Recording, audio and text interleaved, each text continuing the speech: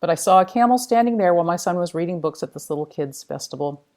And I said, I'm bored. I'm going to go over and see why this camel is here if no children are riding it. And so I just stared at this big camel, and then I saw a guy nearby, and he was selling soap and lotion made from camel milk. And then for some reason, and this is the ultimate random, I said, what else do they do with the milk?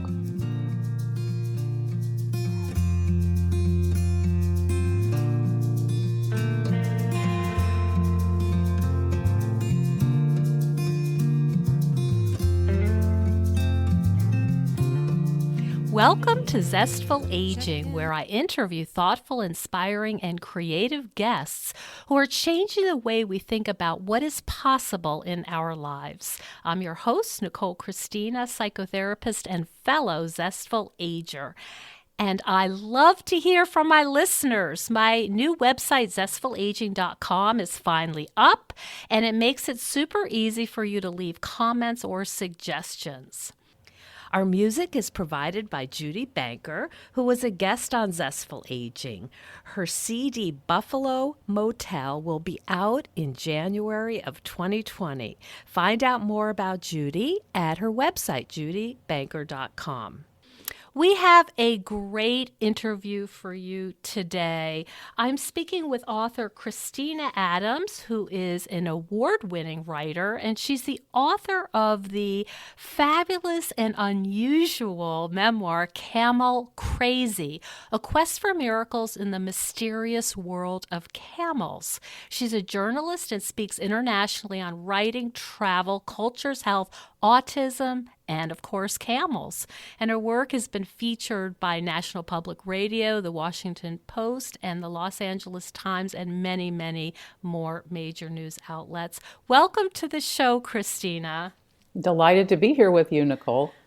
I am so excited to talk to you. I think people are going to find your work absolutely fascinating.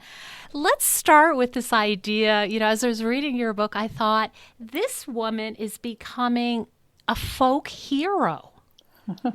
And I'm wondering what it feels like to be now, having so many people who have loved ones with autism or on the autism spectrum reading your book and wanting to try camel milk. You are the expert on this.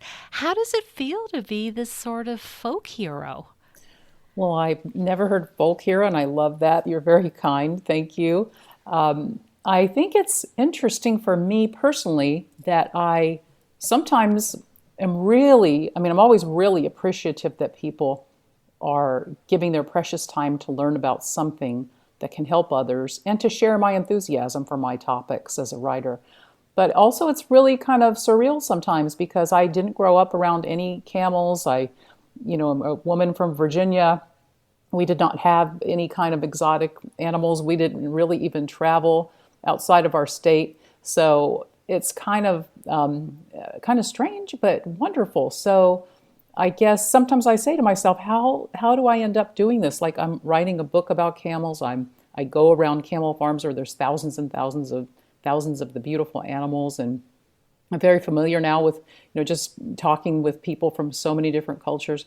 But part of me is still, the person that grew up in Virginia and thinks, yeah, I'm kind of, I'm just thinking about mostly American-ish type of stuff, but that's long gone. I mean, I've always had a passion for the world. Even as a child, I always hoped that I would be able to travel and learn about other things. And so I guess it feels really amazing that I'm getting to do that through this vehicle. It's interesting because you say, you grew up in Virginia and you were, not big animal place, farm, or you didn't have a lot of contact, and also there wasn't a lot of travel, yet you must have been at some way, some kind of adventurer. And I'm wondering, what got you to these places where the camels live, in the Bedouin communities in the Middle East and Africa. I mean, you had to have some kind of little hidden adventurism in there somewhere. That's not a normal, typical thing. Well, I think this is the great part about as we get older, we can look back and see where were we and who are we now? I have always been that child that was interested in reading way above her age level, wanted to be an archaeologist, wanted to, collect things from different countries, appreciating the decorative arts of other countries because America, we have our own wonderful style, but we don't have the color, the geometric history of art. We don't have those things that a lot of older cultures have. So I find it, and I guess it's just partly my personality. I'm always curious. I'm always have been, and I'm always wanting to learn more. But I just feel like it's kind of a two-step thing. So first of all, I always dreamed of doing things like I'm doing, but I never saw any way to do it until I would, be a grown-up. Of course, I'm thinking as a child, but I certainly didn't think it would happen like this way. But second of all, it's kind of as a woman, it's a little bit different too, because women, we don't have the freedom generally that men do in some ways, because we can be kind of taken advantage of physically if we get in the wrong situations. So you're kind of raised to not think that you can just fly to a city by yourself and go everywhere and do anything you want. But then I did realize later in life I can do a lot of things. I just have to do them smartly. I just have to try to take my own desires and do them the most smart way that I can. So now I am not afraid of walking into a different city that I haven't been to, or getting on an airline that I haven't gone to and going to a country. You just have to do it smartly. So the good thing is that there are always people out there, if you're able to connect with them, that are enthusiastic to meet you, to share their culture with you. And you just have to find those wonderful, friendly people, and they're everywhere. I think also, and we'll get into this more later, but you talked about curiosity, but you have a real humility about going to these places, with the Amish and also in some of the nomadic tribes and some of the people you met. You didn't come sort of telling them what you knew about the benefits of camel milk. Oh, no. I'm just a person that happened to have the idea that autism might be helped by camel milk and that it would be a non-allergic milk. But, I went into it with an attitude of exploring and trying to find out what is going on. But I will not ever be that person that goes in to try to, tell a culture anything about their own knowledge. I'm the person that's going to go in and say, well, this is what's happening in our part of the world. What do you think, and what would you like to contribute to this? Because you're the most amazing experts on this deep knowledge that you have, and so it's been great. 2,000-year-old history of using camel milk. So I should start. I should back up and ask you about your son Jonah, and what did you start noticing that alerted you that something might be off? Well, I had. For people that are just kind of coming to this anew. So I was, just minding my own business. I'd gotten after a career in Washington and in the Pentagon, and then also in aerospace out in California. I got married, had a baby, and went to graduate school and got a degree in writing, and I had a novel. So that was my plan.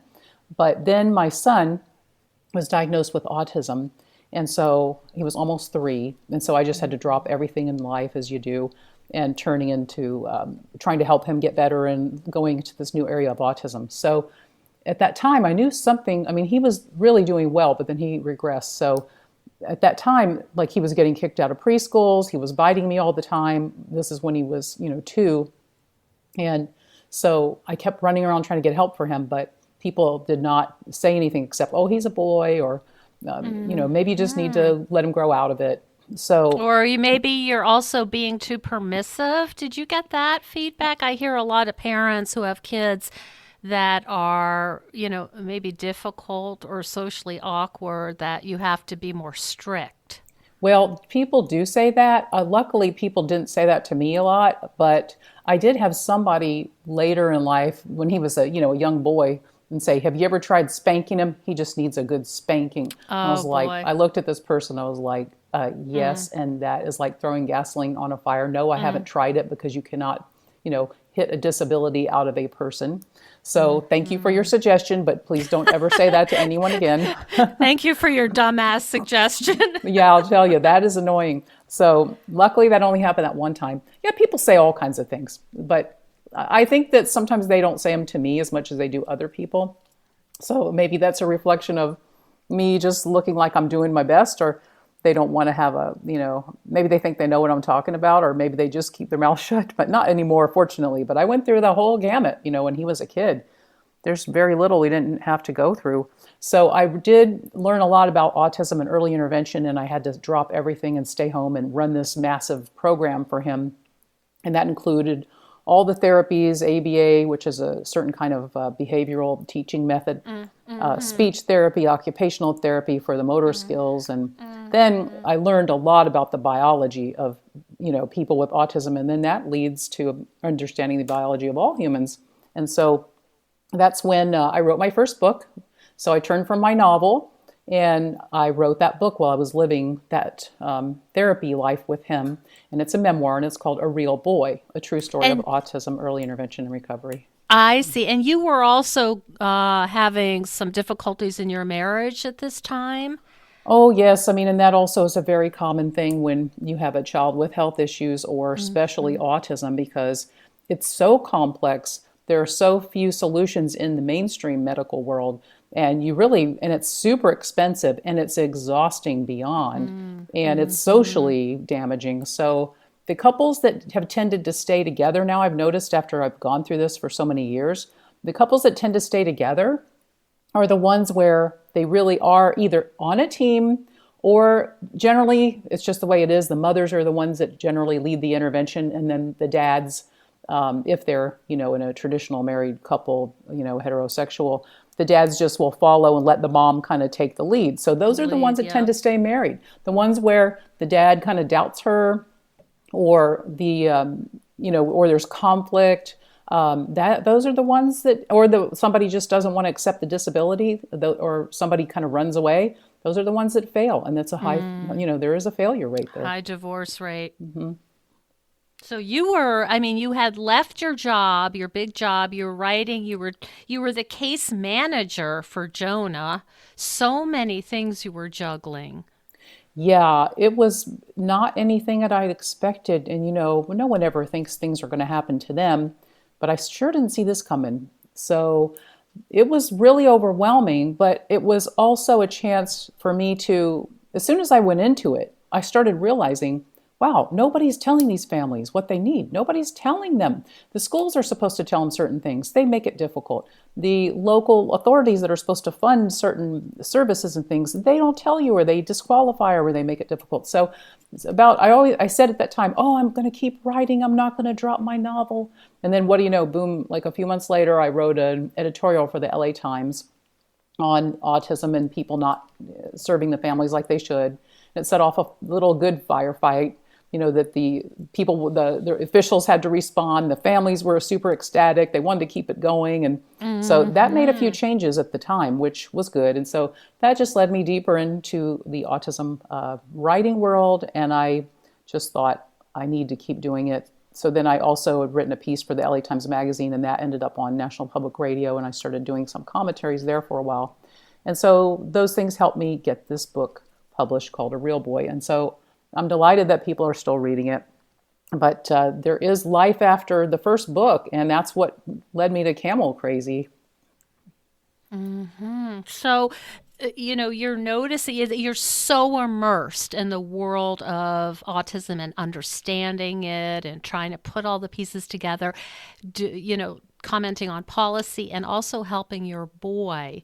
And then you just randomly come across an obscure article on camel milk. Oh, it was before that. No, I had, that was after. So I was just, this is a thing that shows you that insight and science can come from anywhere, even someone like me who, I'm lucky in some ways that I can understand a lot of stuff, but I don't have a science degree. I have a master's degree in other things, writing and all that. But, I had a background in mastering technical material. So don't undercount yourself. You can have these ideas. So I was at a kids' book fair with my son right after my first book came out.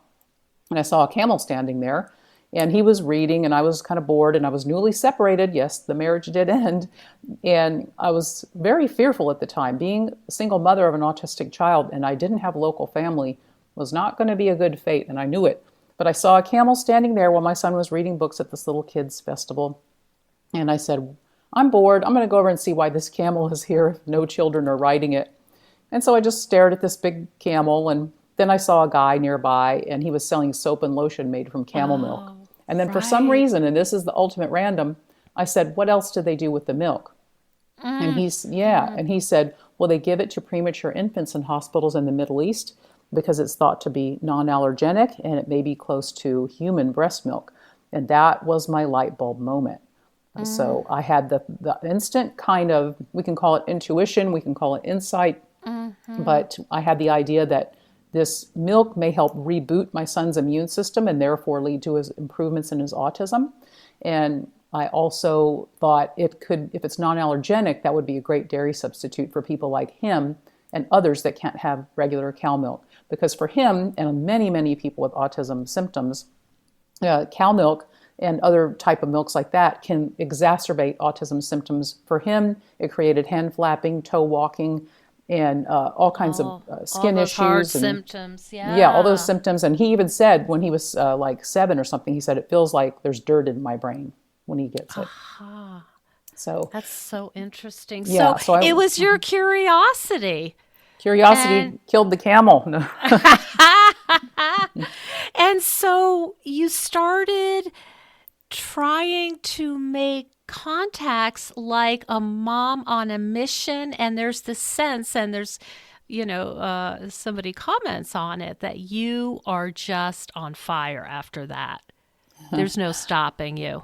That's true. And I just, it's just felt like to me, okay, this is just something that I can't really tell you why. I mean, it was going to be a problem solver for him, I felt, and others. But then, I mean, really, I was newly single and I was moved to a condo behind a freeway and a convenience store. And that was different than the nice neighborhood we'd been living in and all those things. But I never stopped. I don't know why. I just felt like this is what I have to do.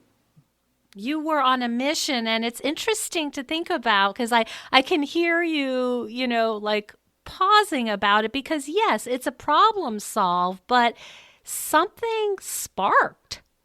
Yeah. I mean, and I don't know whether it's the desperation of, having a child who's suffering, but I'm just so curious about, what that felt like. Like, no, I am going to find a way to import this, and there's nothing that's going to stop me.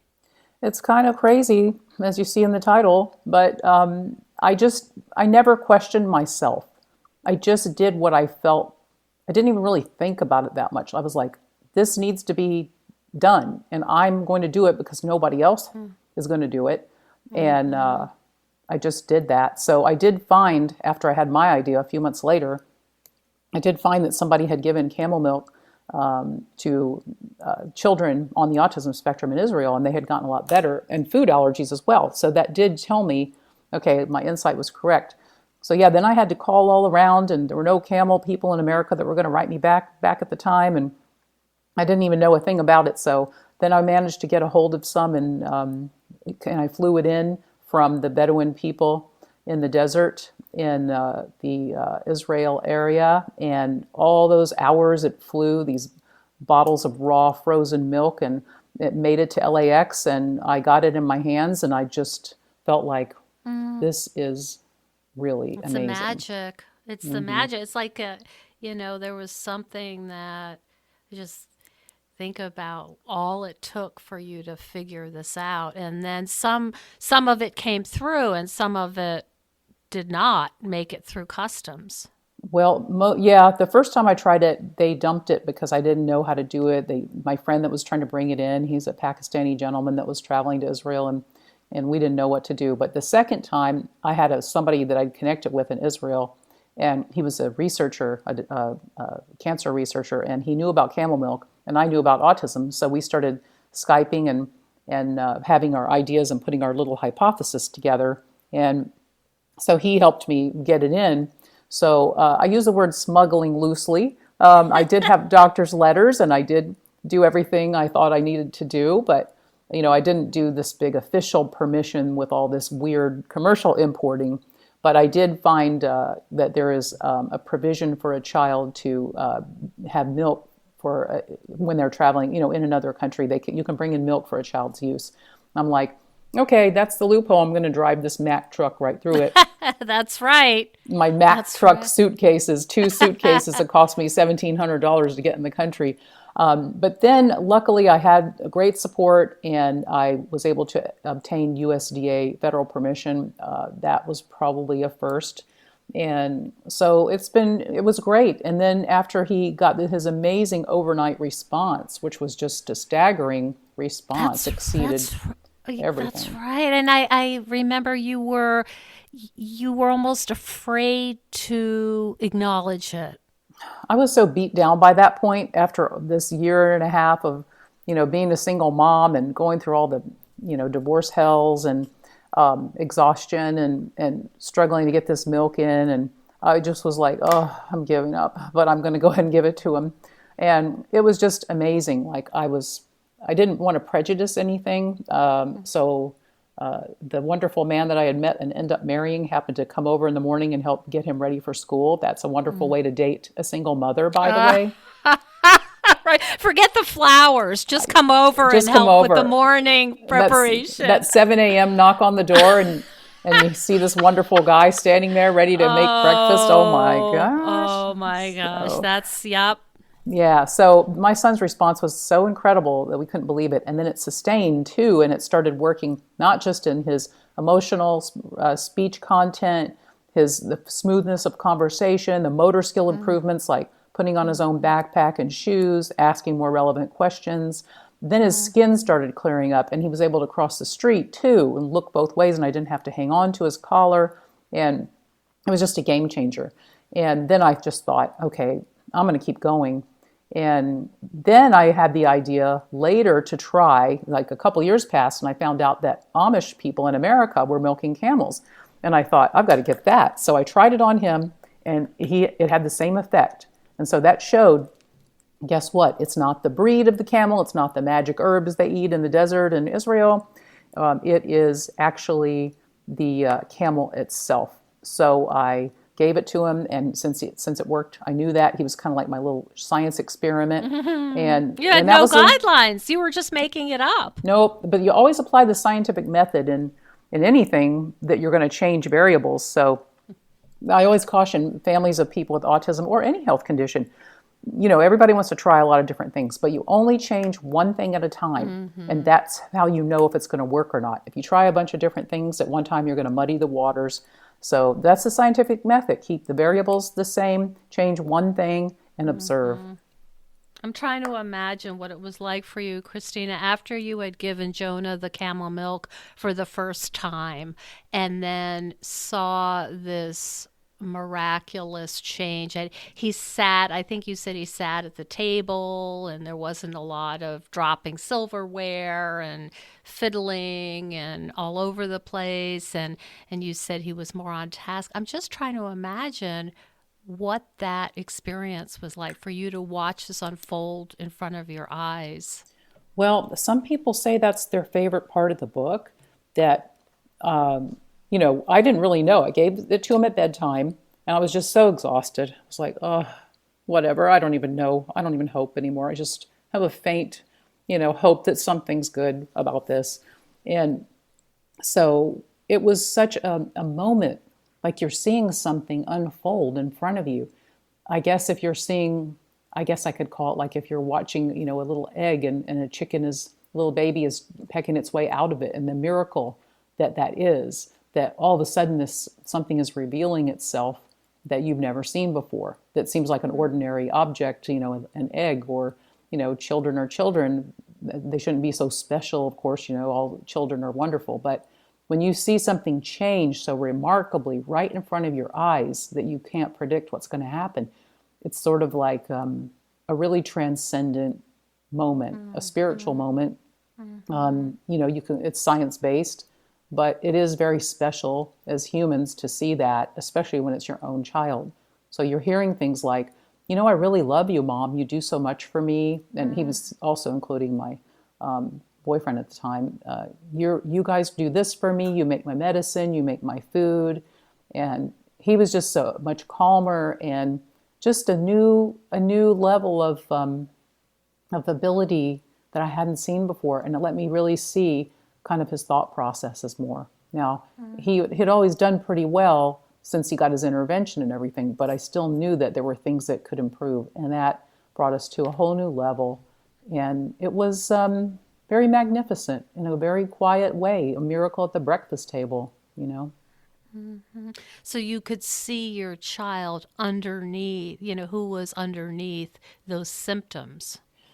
Yeah, and I know I do have people with autism that are endorsing my book. I am involved with the autism community. I do support, people with autism. So it is. I don't want to say that like,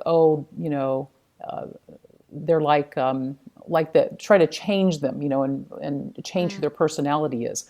But I do think it's important to know that a lot of their abilities are impaired or masked by the immune function and the symptoms that they're having that are medical that can manifest in some of the things that create autism symptoms. So it was getting to see more of who he was and what he was able to do. Yeah.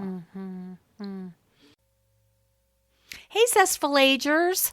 Last year, I attended the International Federation on Aging's Global Conference in Toronto, and they've announced the 15th Global Conference on Aging for Niagara Falls, Ontario, from November 1st through 3rd, 2020. Zestful Aging Podcast is a proud partner for this conference, and I encourage you to all consider attending.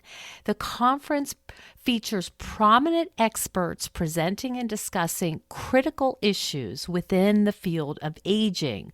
So head on over to ifa2020.org to learn more, and I hope to see you in Niagara Falls in November. Do you want to talk a little bit about your travel and meeting people who, in a million years, I think you never would have imagined you'd be in the desert? And just to describe you physically, you have pretty long, blonde, curly hair. I mean, you don't look like a native Bedouin. Am I right about that? I'm from America, and my people were originally probably English and Irish, some Scotch, some Dutch, and I definitely look like that. I do. Yeah. But the beautiful part is when you want to be friends with somebody from a different culture, if you come in a good purpose, generally I'm just amazed and honored at how sweet and nice everybody is to me. So, and I people from, like, when I go to India, for example, when I hung out with the camel herding people called the Raika. Now, I was there with some Raika people to bring me in and introduce me and all that. But there's a couple of chapters in the book on them. So these people are all men, mostly, that I was meeting. And I went to the Pushkar Fair for the first time. And that's a big, giant fair in India where traditionally the camel breeders bring their camels and they get a lot of their income for the year. But their use of camels is dropping. And so they're under stress. They believe they were created by Lord Shiva to take care of camels. That's their culture. And so when you're with men that their life purpose is slipping away, I mean, it's kind of tough. So it was still nice of them that they, even bothered to spend their time with somebody like me that showed up and cooked, and shared their food with me and spoke with me and even joked around with me. And there's a funny part in the book where when I was first there, a couple of guys came up to me, and I'm with a young man that I'd met on Facebook, but never met him in person till then. And so I'm sure they're like, okay, who is this person? But then one of them offered me a cigarette, and it's a little Indian cigarette called a beedi. And so I don't smoke, but being a teenager, I had, of course, tried it back in the day. So they handed me this like a challenge, like, okay, you're here, let's see what you're made of. And so I took that little cigarette, and for some reason, I inhaled it, and I was able to blow smoke out of both of my nose, like blowing out. Ooh, the big double stream, like I've been doing it all my life, and I hadn't, but I somehow managed to pull it off that day. And boy, did they love that! They laughed so hard. They were very impressed. And then one of the gentlemen wanted to trade his ring that had a camel on it for one of my rings, and I really was tempted. But then, wedding jewelry. My ring was wedding jewelry, and that has the same cultural meaning in any culture. Oh, right. So I had to say, no, it's my wedding jewelry, so I can't. But boy, do I wish I could. So that was a real icebreaker. And then after that, when I went to some festivals where they're having very serious meetings, I would speak and try to say, well, this is what we're doing in America, and I think you have a business model here, because I also hear from people from lots of cultures. And I already had worked with people in India. So if you can do this, then they all want your product. And so I remember sitting down, and then some of these fine herders were passing beaties to me from the back rows up to the front. And I'm like, oh yeah, that's very sweet. Very nice. I like the beaties. So I tell you, don't try those. That's the bridge. That goes the bridge, but they're very strong. So don't get hooked on those things. And you were wearing some of the native dress. Am I right? You commented on how beautiful some of the textiles were as you traveled. I do enjoy, I love fabric, I love style, I love all that. And so I wanted to before I go meet with different people, you've got to research what their culture is, because you want to make sure that you're following the dress code and not causing any issues, and demonstrating the respect that you should have if you're going to visit. So the first times I was going to Dubai, the Middle East, I didn't really know as much, but I knew don't wear shorts and don't do this and that. But, it's a misconception that everyone has to cover their head or their face when they go to Dubai. I mean, they don't expect people to do that as a Western person. But going to India and being out in the rural cultures, I said, and I was going to do media over there too, because I usually do. And so I said, well, what should I wear? And they said, and they're Indian people. I asked quite a few, and they said, oh, we like it if you would wear our clothes. It would make us feel like, you're kind of with us. You're kind of, caring about us. And I said, well, that's great, because I love Indian clothing so much that it's an honor for me, and I will just go to town on getting to wear your most beautiful clothing. And so I did get to do that, and it's comfortable. I mean, see, this is where we can learn things too. For women, I'm not talking about a sari, because they can be more elaborate if you have to pin them up and all that. But just the regular type of clothes with the leggings and the tunics, like they're modest, they're comfortable, they protect you from the sun. Like that, I could dress like that all the time here. It's very easy, nice thing to wear for a woman. So you learn things. And then I got the chance to actually walk in a fashion show from an Indian designer friend that I met when I was preparing for that trip. There's an Indian neighborhood not that far from me, so she sold me a shirt to wear over there. And when I came back, I had a dress I had bought in Mumbai that was beautiful. And she said, oh, where did you get that? And so I said, well, I love this kind of clothing. So then I was honored to walk in this Power Woman fashion show. Oh my gosh. I never thought in my life that, I would be a model, which I'm certainly not a model, but it was a heck of a fashion show. I had no idea it was going to be that huge and like a real amazing fashion show. So that was quite the experience too. And I love wearing their clothing, and it's so beautiful and decorative. And so colorful. Mm-hmm. And beautiful. So the doors have been opening in places that you just one after another could have never, ever imagined. Yeah, and as we get older and make more steps in life, I really think that keeping our mind more open, it should be the way that we are. We're all born, with the set of, this is how things are, this is how we behave, this is what we believe. And there are things out there that you just can't even imagine. And I have really learned so much. I mean, just because someone's culture is different than mine and their habits are different than mine, they might be better than mine. I mean, I've learned that. Some things, like people, the way that they will share food in a different culture. Sometimes people put it on a big platter and you eat off the same platter. So we don't do that too much in America. But it's so communal and it's so lovely. And it's so nice that now nothing will make me happier than, sitting on the floor in front of a big, wonderful platter of food eating with my fingers with amazing people. So they were having a great discussion. And so, that's just one of the small things that I've learned to look at differently and more expansively. So I just think as we get older, we should be opening our mind more and instead of keeping it more closed. We're talking about all these wonderful things that have happened and that you've opened the way for people to know about this and to be helped by this. I'm wondering if there's also another side of this. You described how moms would be lining up to ask you, where do I get this? How much do I give?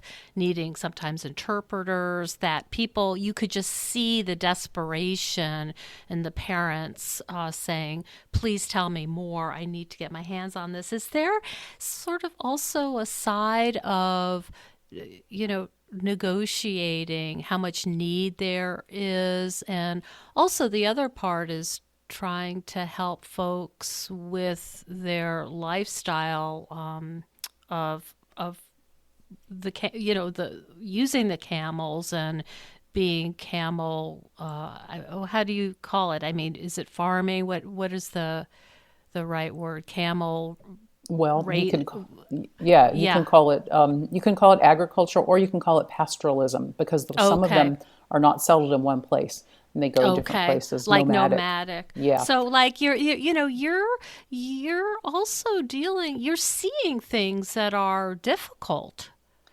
Yeah. So that's really why I'm really, really happy that I got to write this book and that a publisher, loved it and has published it and even put in 46 color pictures of these beautiful people and animals and then the story. So I guess the great thing, the entree that is provided to me is that autism, like any disorder, is a great leveling experience. We all have the same questions, wants, hopes, and desires. I mean, humans do. People with disabilities, they want the same thing as people without disabilities. Like, people of different cultures want the same thing as others. So being in that autism world taught me, no matter where we come from, we all want the same things for our kids. And so that gave me the ability and the confidence to just, meet somebody where they are, because I know they're just like me. They want the same thing. Mm-hmm. And so why is there a space for me like this? Because the traditional allopathic, or quote, Western medicine, it's become very commercialized, and it is male dominated. It is Western dominated. And that's not necessarily a good thing, because you're leaving out a lot of voices and a lot of access. So for autism, they don't have much. So there's a space for somebody like me that I can find something that works, not only for autism, by the way, for arthritis, diabetes, gut issues, food allergies, skin conditions, things like that. But the autism provided me that access to know what people need and to develop something that actually may help a great deal of people. Mm-hmm. So it's stressful in a way that I wish I could help everybody doing everything. And I do try to do that. It's hard to get the word out, but I've done the best I can. But a lot of people find me and they're in extreme situations. Sometimes somebody will write me and say, my son is 22 in India and he's been awake for 5 days and I'm in a room with him and I don't know that I can survive any longer. So that's where I am here. And I'm like, well, let me connect you with this person, this person, this person, or, someone in the Middle East.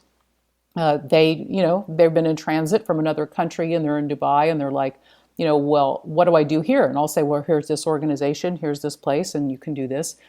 People in India, they really are very dairy using people from cows and things like that. And so I understand that, and a lot of them are vegetarian. So if I'm going to give them something that might require them to remove cow milk, I'm going to be sensitive about it. And I'm going to say, look, this is how you can adapt your recipes with olive oil. Other Indian people are doing it. Here's how you connect with them.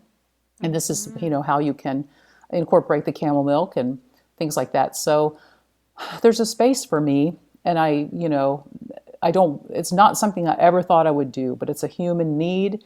And then the camel people, some of them are doing great because of this. Because when I wrote my articles back in 2012 and 13, and I went public, one went really big viral and helped kick off this movement around the world.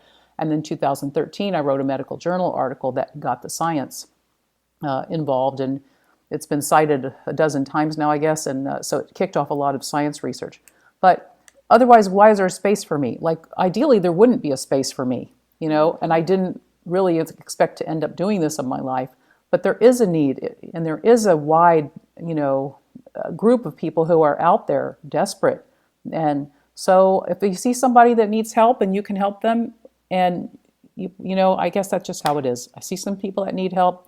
I see that the camel people can also use the help, and especially the ones who are in the pastoral areas who are losing their land, and they have this valuable commodity, but they don't know how to.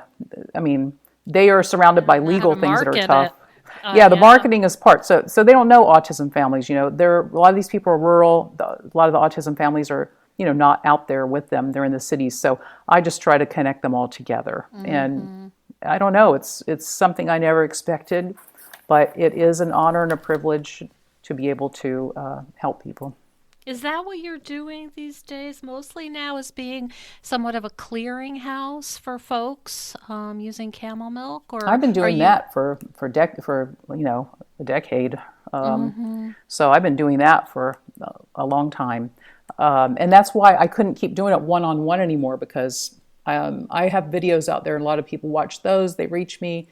They find me through other articles I've written. And so I was doing a lot of one-on-one, but I couldn't keep doing that anymore. The volume was too great. So I just thought, I have to get the book out there. And so the book does have all those. It tells the story and all the adventures and stuff, which are really kind of amazing, I think. I mean, I don't know. Yes, indeed. Well, you have so many resources in the back that are technical.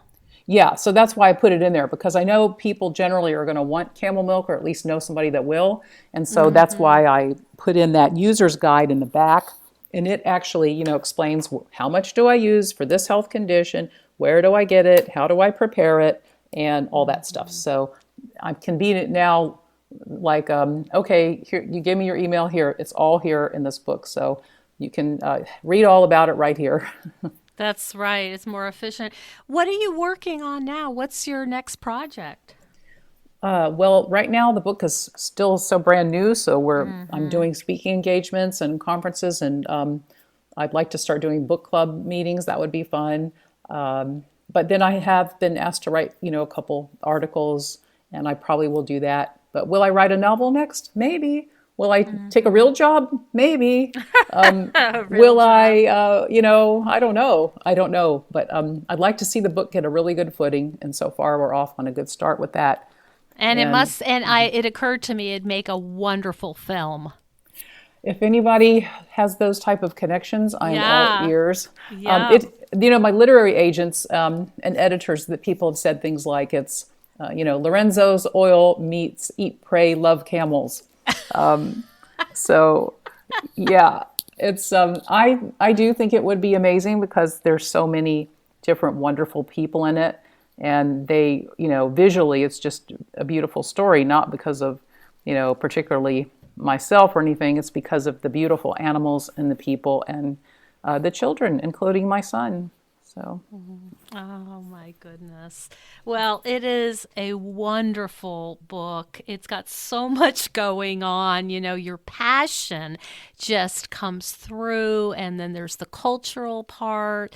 It's a love story. It's just a very, very unique and satisfying read. So I would so recommend it. And I'd like to give our listeners a place where they can reach you and find out more. Oh, I would love that. I'd love to connect with my listeners, your listeners, whoever is out there that's interested. So my website is ChristinaAdamsAuthor.com. Okay. And the book is called Camel Crazy, A Quest for Miracles in the Mysterious World of Camels. And so you can get it on Amazon in many countries. And then you can also, for my international people, they can generally get it on Amazon, or there's a book depository that you can get free international shipping. And any bookstore can order it for you. So you can either ask them to carry it, or you can ask them to order it for you.